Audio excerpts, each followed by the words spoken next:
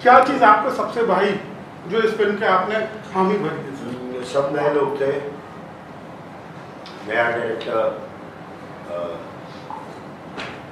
सब अपने पुराने डायरेक्टर्स के साथ तो मैं बहुत काम कर रहा हूँ। इंदर कुमार हो गए, भूलैया हो गया, लेकिन जो नए डायरेक्टर में आप एक्सप्लोर करते हैं ना अपने आप को, वो मेरे लिए एक बड़ा फैसिनेटिंग कि नए डायरेक्टर्स तो नीरज अंकल जिंदाबाद। तो ये लगा एक अच्छा, और इस तरह की फिल्में मैंने की नहीं है, देव काली और सीक्रेट रहस्य, पिछले जन्म का कनेक्शन, ये सारी चीज़ें तो एक्साइटेड लगी। फिल्म का अगर सब्जेक्ट की बात की जाए तो किस तरह का सब्जेक्ट है, उसके बारे में कुछ रोशनी डालेंगे डिटेल में तो बेहतर होगा। नीरज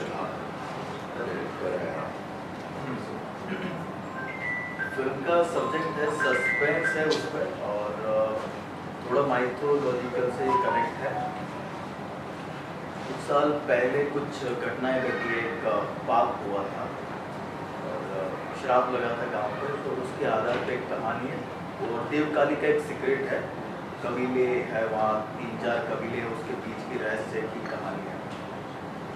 नीरज, क्या मानते हैं आज के वक्त में आपको लगता है जो आज की जनरेशन है किस तरह के सब्जेक्ट से कनेक्ट कर पाएगी? आपका क्या मानना है? आप जैसा परोसेंगे वैसा खाएगी जनता, और हमारा प्रयास है कि कुछ नया क्रिएट करने की कोशिश की जाए।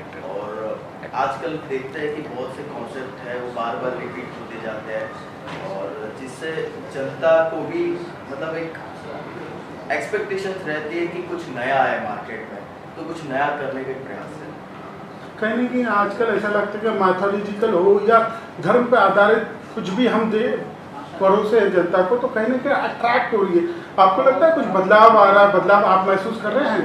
इस तरह की फिल्में नहीं बनती थी पहले रोमांटिक फिल्में ज़्यादा बनती थी, एक्शन वाली फिल्में बनती थी, इस तरह के सब्जेक्ट बहुत ही कम लोग छूते थे। आपका क्या मानना है? बिल्कुल, समय के चलते चलते जैसे बदलाव आते हैं, और बदलाव ज़रूरी भी है, तो वैसे फिल्में भी जैसे कि आपने कहा कि पहले रोमांटिक फिल्में बनती थी ज़्यादातर, तो अभी समय थोड़ा बदला है। और आज की जो जनरेशन है जो ज़्यादा चीज़ों से कनेक्ट होती है, तो सोचा कि जिस चीज़ से जनता ज़्यादा प्रभावित होती है, खास करके हमारी जो यंग पीढ़ी है, तो आजकल की जो पीढ़ी है वो ऐसी चीज़ों से ज़्यादा अट्रैक्ट होती है, तो सोच रहे हैं कि जो उनको पसंद है वही चीज़ को लेके कुछ अच्छी चीज़ उनको दी जाए।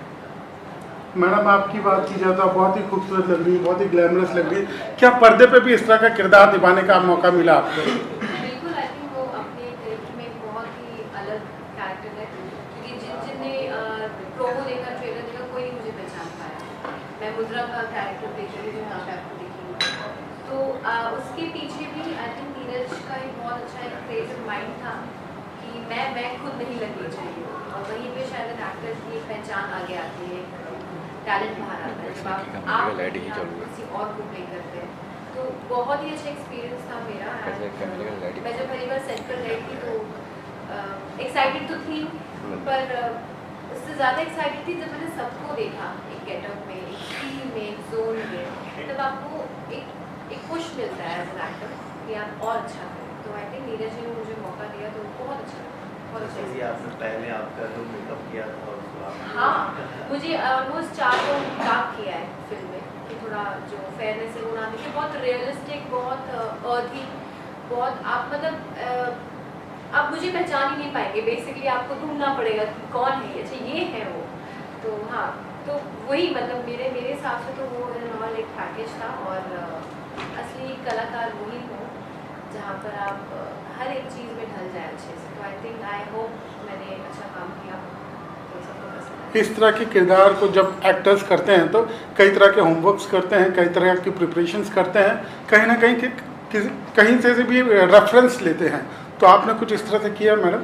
मुझे ब्रीफिंग काफ़ी अच्छी तरह दी गई थी नीरज जी के थ्रू, क्योंकि मेरी जो कास्टिंग थी वो बहुत ही लास्ट मिनट थी, एंड अच्छा था जो भी मतलब मुझे बोला गया था, जिस हिसाब से जो मैं समझ पाई हूँ मैंने अपना बेस्ट दिया है। एंड यस, हमने काफ़ी डिस्कशंस की थी सेट पर कि मुद्रा का कैरेक्टर कैसे होगा, क्या फील चाहिए, कितने एक्सप्रेशंस कितने तक चाहिए, मतलब हर एक एक्सप्रेशन तक ही हमने काम किया है in the shot while filming. तो मेहनत थी इन अ वे, मुझसे ज़्यादा आई थिंक नीरज ने काफ़ी मेहनत की हर एक कैरेक्टर पे। संजय सर, एक सवाल आपसे बनता है, सिकंदर जिससे काफ़ी उम्मीदें लगाई जा रही थी, सलमान खान जैसे बड़े स्टार से, आज तक हमको लगता है कि वो सक्सेस का फॉर्मूला नहीं मिल पाया, या क्या कारण होता है इतना बड़ा बजट, इतनी बड़ी फिल्में होने के बावजूद? नहीं मिलेगा सक्सेस का फार्मूला, किसी को मालूम होता लाइफ में तो कहाँ का कहाँ पर। ये तो अलग ही बात है, कह रहा है बॉस बहुत कम है, दिन होता है, कभी चलती है कभी नहीं चलती है, जरूरी थोड़ी है कि हर बैच में शतक। सर, आपके जीवन में कभी ऐसा हुआ किसी फिल्म के लिए आपने बहुत मेहनत की होगी और बहुत उम्मीद थी कि ब्लॉकबस्टर होनी चाहिए और वो नहीं हो पाई, तो कभी दुख, कभी मलाल रह जाता है? बिल्कुल। कौन सा कुछ अनुभव शेयर करेंगे सर? अब नाम क्या छोड़िए, लेकिन जानते हैं, सब लोग जानते हैं, कुछ पिक्चरें होती हैं जो वर्क नहीं कर पाती। आप तो अपनी तरफ से कोशिश करते हैं, कोशिश करना हर इंसान का कर्तव्य कि भाई कोशिश करते रहो, कौन सा क्या कहाँ किधर क्लिक कर जाए वो अलग बात है। और क्लिक से भी आदमी सीखता है कि हाँ यार ये वजह थी शायद इसको क्लिक करने की, शायद ये वजह थी इसको ठप हो गई। तो ये तो लाइफ के हर एक को उतार चढ़ाव होना ही चाहिए। जिसके लाइफ में नहीं है, सिर्फ सक्सेस ही सक्सेस है, तो उसकी फोटो कर लगा ये जी, आपके मुकाबले ये दोनों काफ़ी यंग है, ऐसे सीनियर होने के नाते इनको आप क्या टिप्स देना चाहेंगे? यार ये टिप्स के ऊपर का काम कर रहे बॉस। जब आप जब कहानी सुनी थी तो लगा यार कॉम्प्लिकेटेड है कहानी, इतना घूम फिर के कहीं घुसता है कहीं घुसता है कहीं घुसता होगा कैसे। तो आओ ये देखने के लिए, पैसे भी मिलेंगे, देख भी लेना कैसा है। तो ये खुद ही अपने आप में बहुत टैलेंटेड है। तो टिप्स मतलब, और हम लोग जब हमारे सीन होते थे तो हम लोग बैठते भी थे काफी। सुंदरम तुमको करवा रहा था ना, मतलब लाइन वाइन पर ज्यादा काम वाम जो था सब। हाँ मतलब दोनों अभी लोग लगे हुए थे तीनों लोग बैठते थे और डिस्कशन करते रहते थे कि हर कोई एक ही डायलॉग को तीनों लोग बोलते थे। ये हमने बहुत अच्छा काम किया कि इसके डायलॉग मैं बोलता था रिहर्सल में और मेरे लाइन्स ये बोलता था। ये हम लोग मतलब एक तरीका निकाल रहे हैं कि जानने के लिए कि एक दूसरे के चरित्र को हम जाने, सिनेमा का जो चरित्र है। तो ये बहुत बढ़िया याद दिलाया। बात देखेंगे ना नीरज जी, कभी सेट पर ऐसा हुआ है जब भी आपसे कोई सीनियर एक्टर या डायरेक्टर या कोई भी फिल्म मेकर मिलता है तो महसूस हुआ है कि हर इंसान से कुछ अलग अलग सीखने को मिलता है, या किस तरह से ऑब्जर्व करते हैं आप अपने सीनियर आर्टिस्ट को या सीनियर्स को, और क्या कुछ सीखने की कोशिश करते हैं इंसान? शुरुआत तो जब ये तो सही जी जी नीरज जी प्लीज सर। सीखते तो हम कहीं ना कहीं से होती है, जैसे कि यहाँ पे भी लोग बैठे हैं तो हम ऑब्जर्व करते रहते हैं। तो एक एक्टर का प्रोसेस होता है, इमेजिनेशन, ऑब्जर्वेशन एंड इंटरप्रिटेशन। तो हर एक कैरेक्टर से, हर एक पर्सनालिटी से कुछ ना कुछ सीखने को मिलता है।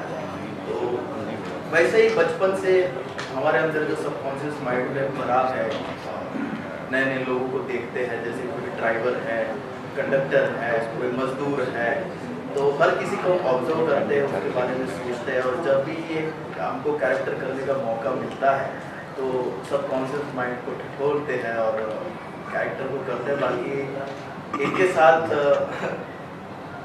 मेरा एक सपना रहा है 8 साल पहले, मैं आपके पास, आपको नहीं पता होगा सर, मैं एक शॉर्ट फिल्म लेके आया था।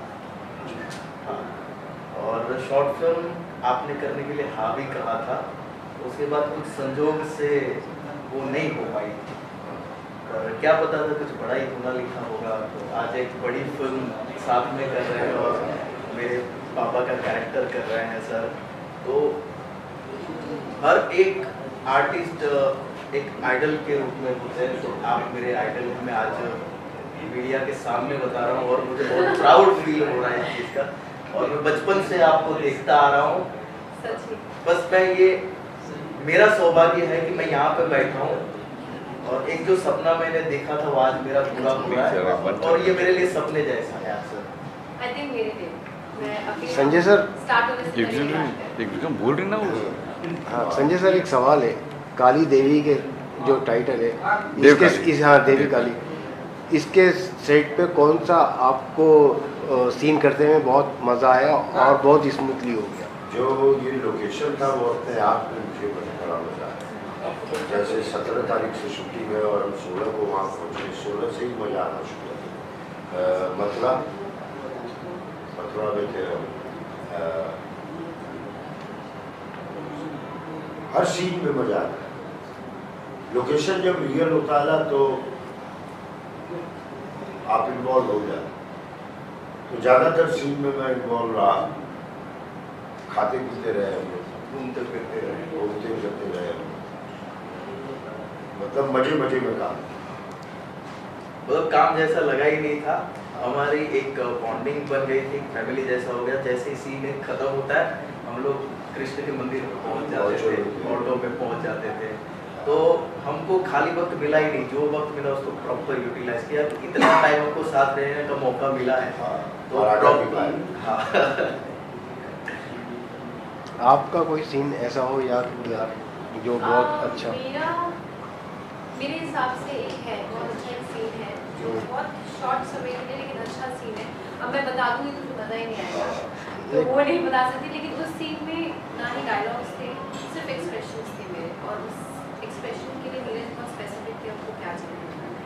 तो जब आप किसी नए क्रिएटिव माइंड के साथ आप काम करते हैं, आपको उनके हिसाब से काम करना चाहिए मेरे हिसाब से, क्योंकि जो हम सीख के आते हैं आपको वो भी कुछ छोड़ देना चाहिए। जितना आप सीखेंगे आपकी गैलरी उतनी अच्छी पड़ेगी। तो मेरे हिसाब से मैंने सरेंडर कर दिया था कि आप जैसा मुझे कहेंगे, जो आपको चाहिए मैं वैसा बताऊँ। और आई थिंक वो सीन इन अ वे अगर आप देखेंगे मुद्रा के कैरेक्टर के लिए mixed emotion scene, anger, pain and बहुत सारी चीज़ें थी, रिवेंज। तो वो सिर्फ एक एक्सप्रेशन में ही चाहिए था वो सब कुछ। तो आई थिंक मेरे लिए वो सबसे बेस्ट सीन था मुद्रा। देव काली ऑडियंस को क्या मैसेज देगी और ऑडियंस क्यों जाए देखने? इसके अंदर क्या खूबी है? आपने किसी ने सवाल किया था ना कि आज की जनरेशन के लिए ये मूवी सही है, क्योंकि मैं इस जनरेशन की हूँ। तो मेरे लिए जब मैं कंटेंट ढूंढती हूँ, मैं अपने लिए बात कर रही हूँ, मैं जाके मैं उठ चुकी हूँ आज के कंटेंट से, मैं कनेक्ट नहीं कर पाती हूँ। येस इट्स ट्रेंड है तो आप देख लेते हैं, आप उसका हिस्सा बन जाते हैं, आप इंस्टाग्राम रील्स बना लेते हैं, 10 चीज़ें करते हैं। पर जब ऐसी मूवीज़ आती हैं तब आप कहीं ना कहीं इन अ वे अपना जो पिछला जो कुछ सीखा है वो भी रिफ्रेश कर रहे होते हैं और कुछ नया भी लेके जा रहे हैं। और ऐसी चीज़ें सिनेमा में बनना बहुत ज़रूरी है, बिकॉज हम लोग शायद कहीं ना कहीं डाइवर्ट हो चुके हैं when it comes to content creating. Bollywood को किसी रीज़न के लिए बॉलीवुड माना जाता था, और आज भी बहुत अच्छे लेवल पे हैं। बॉलीवुड को कौन नहीं जानता, बहुत लोग जानते हैं, पूरे वर्ल्ड जानता है कि बॉलीवुड कौन है। बट मेरे हिसाब से ऐसा कंटेंट बनना बहुत ज़रूरी है, और हम यहाँ से ये सीख के जाएंगे कि एज एन आर्टिस्ट बहुत कुछ आप ऐसी स्टोरी के साथ कर सकते हैं। एंड आई हैव टू से कि नीरज जो है उन्हें मेरे ख्याल से जो ताज के पत्तों में इक्के का जो ट्रम्प कार्ड होता है ना, उन्होंने वो काम किया, क्योंकि उन्होंने सारा काम किया, डायरेक्शन, प्रोड्यूसिंग, एक्टिंग। एंड मैं ये पहले भी एक इंटरव्यू बोल चुकी हूँ, आई वाज वेरी सरप्राइज्ड जब मैं सेट पे आई थी। मतलब एक्सपेक्ट करते हैं, आप एक इमेज बना लेते हैं कि आप किसी नए डायरेक्टर के साथ काम करें तो ऐसा एक्सपीरियंस होगा, वैसा होगा। But when I went on set मैं बहुत ज़्यादा इम्प्रेस होती थी, बिकॉज मुझे एक चीज़ गलत नहीं लगी पहली बार, आई थिंक सो। एंड एक और चीज़ मेरा कहना रह गया था कि मेरा भी ड्रीम था संजय सर के साथ प्रभुत्व जिंदगी में एक सीन स्क्रीन स्पेस शेयर करने का, जो शायद वैसे भी रह गए, but I am so happy कि मैं आज प्रेस कॉन्फ्रेंस में आपसे मिली हूँ, मेरा वो सपना पूरा हो गया। Yes, because I think I have never been a fan of stars, I have been a fan of actors. I think for me, मेरे लिए एक्टर्स ही स्टार्स, तो मेरे लिए Sanjay sir is a very big star, and मैं चाहूँगी कि आगे चल के उनको भी काम इस फिल्म में सॉन्ग कितने हैं? इस फिल्म में 2 गाने हैं, और वैसे देखा जाए तो एक प्रमोशनल सॉन्ग है और एक फिल्म के अंदर गाना है, वो थीम सॉन्ग है, और अलग से कोई नहीं है कुछ।